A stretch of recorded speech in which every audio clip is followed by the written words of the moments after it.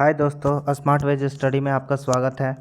और मैं आज आप लोग के लिए लेकर आया हूँ ऑब्जेक्टिव टाइप क्वेश्चन। बहुत सारे लोगों का कमेंट आ रहा था कि ऑब्जेक्टिव टाइप क्वेश्चन लाइए, तो मैंने ऑब्जेक्टिव टाइप क्वेश्चन अब आज टाइम मिला तो थोड़ा बना लिया, और भी मैंने बनाने के लिए PDF सेंड किए हैं, वो सब बन रहा है अभी। तो मैं आगे और भी जो भी एग्ज़ाम तक जितने भी टाइम हम लोग के पास बचेगा उतना मैं लाने का कोशिश करूँगा, और सारे के सारे इम्पोर्टेंट क्वेश्चन हैं जो अक्सर एग्ज़ाम में पूछे जाते हैं।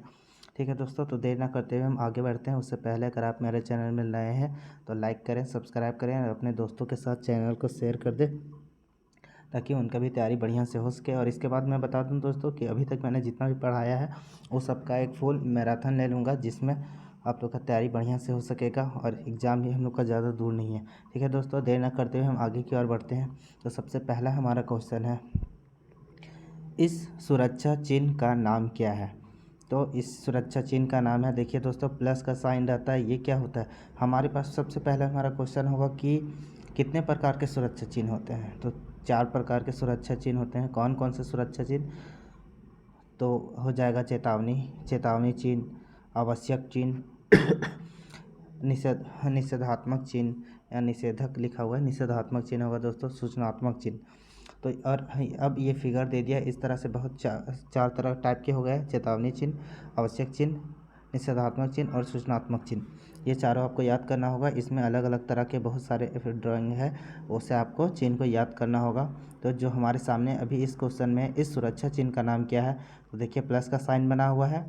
तो ये किस चीज़ को दर्शाता है? ये दर्शाता है हमें सूचनात्मक चिन्ह को। ये सूचना दे रहा है, मेडिकल लाइन का सूचना दे रहा है। प्लस का साइन बताता है जोड़ रहा है, जिंदगी को जोड़ रहा है। इस तरह का सूचनात्मक चिन्ह होता है। चेतावनी चिन्ह भी त्रिभुज से बना हुआ होता है दोस्तों। आप तो जितने भी चिन्ह हैं वो याद कर ले, क्योंकि चिन्ह से डायरेक्ट क्वेश्चन पूछे जाते हैं दोस्तों। और थोड़ा सा इसमें मैं लिख के नहीं समझा पा रहा हूँ क्योंकि इसमें ऑप्शन नहीं दे रहा है। बहुत जल्द जब भी मेरा चैनल 100 सब्सक्राइबर पूरे हो जाए, 1000 सब्सक्राइबर पूरे हो जाएंगे, मैं लाइव आकर के इसको अच्छा से थोड़ा सा समझा पाऊँगा। ठीक है दोस्तों, अब मैं आगे की ओर बढ़ता हूँ। अग्नि का शमन क्या है, या अग्निशमन क्या कहलाता है या क्या है? तो इसका क्वेश्चन आंसर हो जाएगा, पहले ऑप्शन पढ़ते हैं हम लोग। अग्नि में ईंधन मिलाना, अग्नि से ईंधन अलग करना, जल का उपयोग करके तापमान का कम करना। दोस्तों इसमें थोड़ा सा ये हो गया है, इंग्लिश में सही है और हिंदी में थोड़ा सा डिफरेंस है, तो आप देख लीजिएगा। ये डी, अंग्रेजी को ऑक्सीजन की आपूर्ति से अलग करना, ये इसका आंसर होगा दोस्तों। नेक्स्ट हमारा है, निम्न में से भौतिक हानि क्या है? तो इसका आंसर हो जाएगा दोस्तों कंपन। भौतिक हानि क्या है? कंपन, क्योंकि वो ये धूम्रपान जो है वो तो एक ये हो गया दोस्तों, जैसे सिगरेट उगरेट स्मोकिंग करते हैं वो धूम्रपान हो गया, वो तो इसका आंसर नहीं होगा। क्षरण तो एक अलग चीज़ हो जाएगा। रेडियो सक्रियता, ये क्या है? रेडियो से जो होता है वो, लेकिन यह भौतिक हानि पूछा है तो ये कंपन हो जाएगा दोस्तों। नेक्स्ट है हमारा, निम्न में से अग्निरोधक को उपयोग करने का सही क्रम क्या है?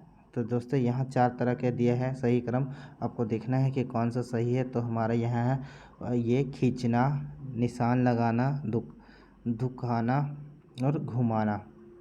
दुखाना नहीं, यहाँ घुमाना होगा दोस्तों, ये टाइपिंग मिस्टेक है। नेक्स्ट है सॉरी दोस्तों, संकल्पना में निम्न में से कौन सा चरण स्टैंडर्डाइजेशन को इंगित करता है?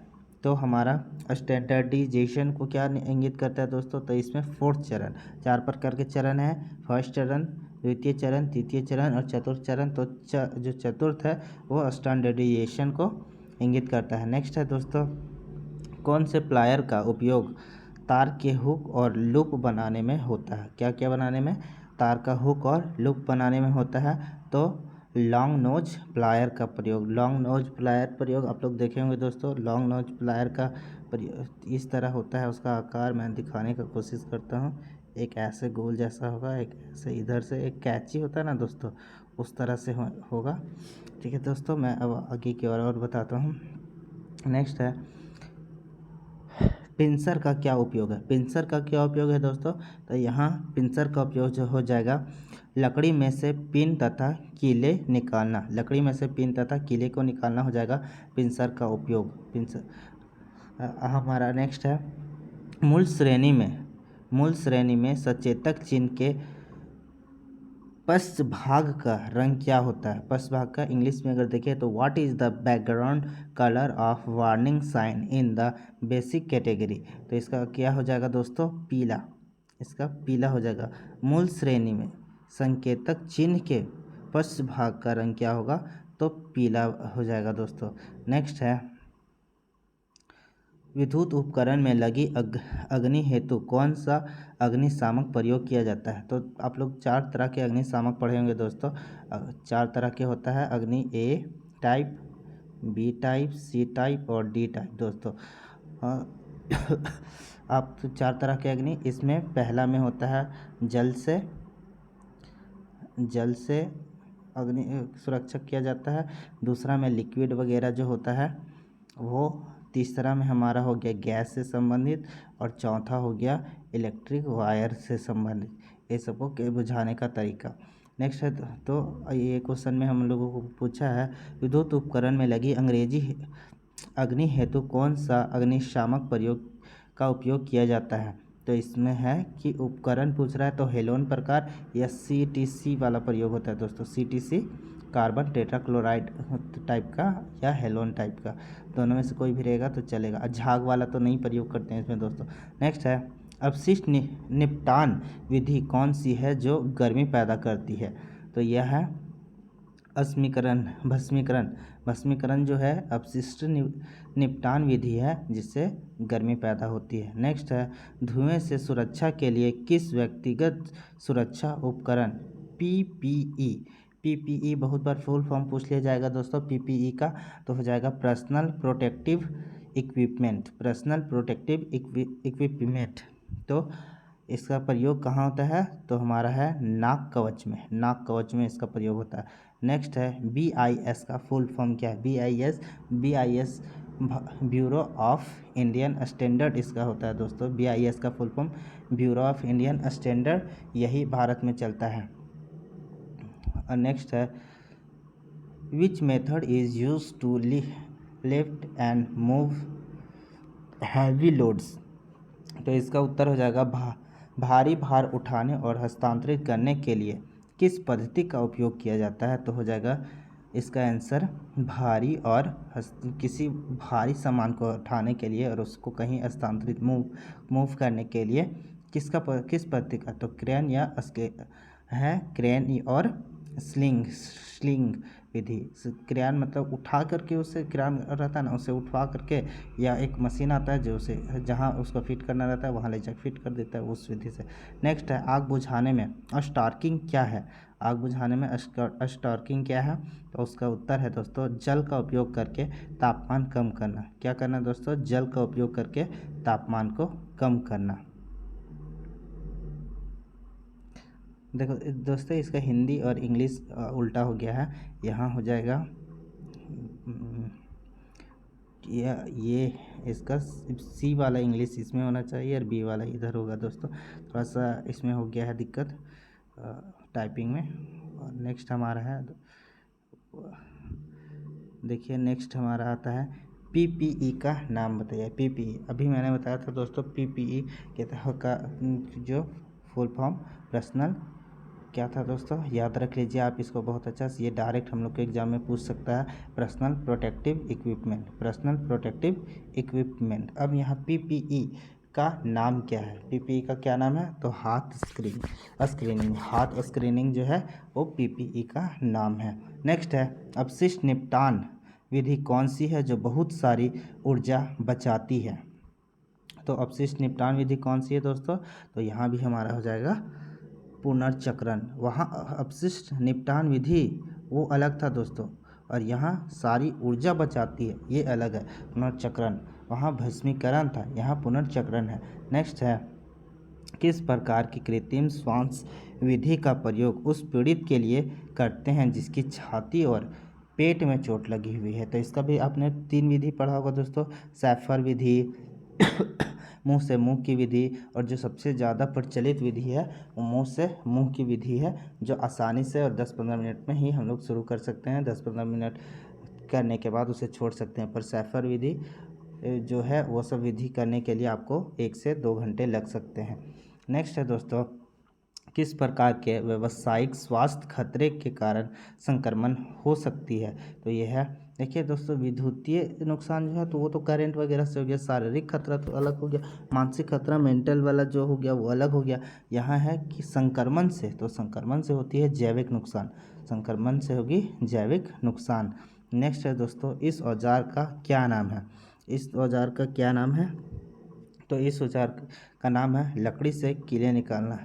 सॉरी, इस औजार का क्या काम है, ये तो नोजल है दोस्तों, इसका क्या काम है, इस औजार का क्या उपयोग है, इसका काम है लकड़ी से कील निकालना। नेक्स्ट है, दिल के दौरे से पीड़ित व्यक्ति को आप कैसे पहचानेंगे। दिल के दौरे से पीड़ित व्यक्ति को आप कैसे पहचानेंगे, तो होठों के चारों ओर नीला रंग से। जो दिल के पीड़ित व्यक्ति रहेगा ना दोस्तों, उसका होठ जो है उसके चारों ओर नीला कलर हो जाएगा।